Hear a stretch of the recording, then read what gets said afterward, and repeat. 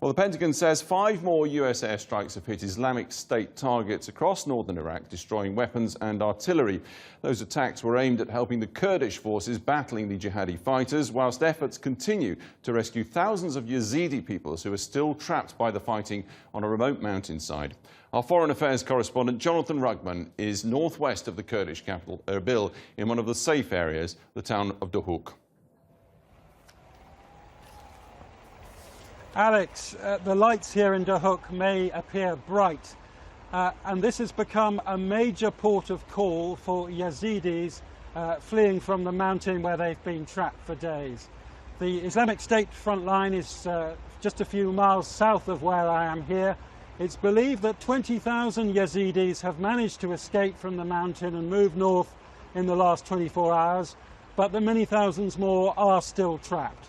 I've been talking to some of those who did manage to reach here to Duhok, who are living in desperate conditions, but they did manage to get out.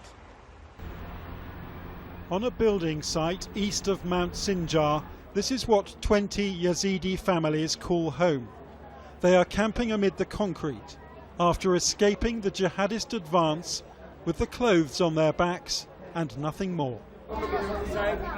Swinging from building wood is baby Uni, just 6 months old. His mother, Parkiza, told me Islamic State fighters had captured her husband in Sinjar and that she and her 4 children could never go back there.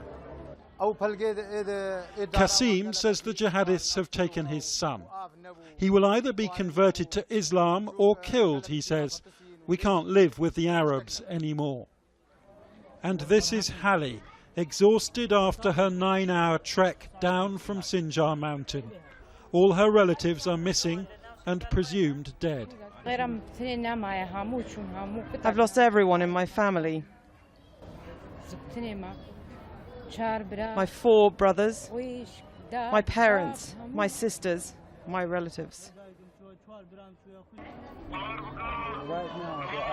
On his mobile phone, Barakat manages to get through to his cousin, still trapped on the mountain. Right now, there are children dying, he is told.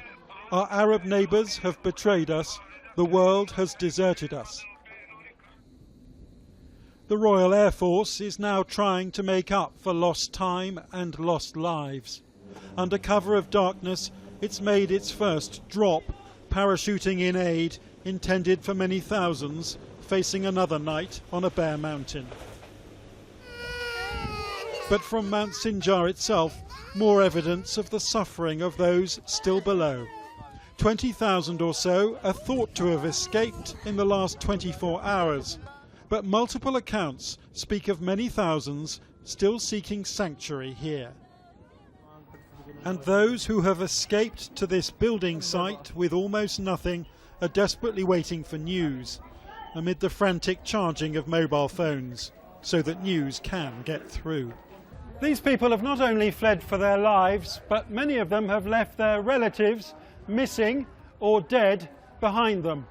They have almost nothing to eat, and unless international relief agencies get here soon, this humanitarian disaster could significantly worsen.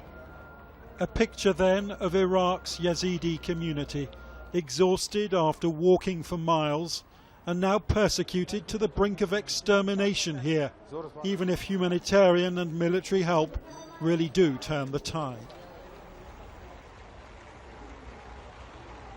Well, earlier today we got through to Iraq's Human Rights Minister in Baghdad, Mohammed Shia al-Sudani, and he gave us even more of a picture, a bleak picture, of what Yazidis have had to endure.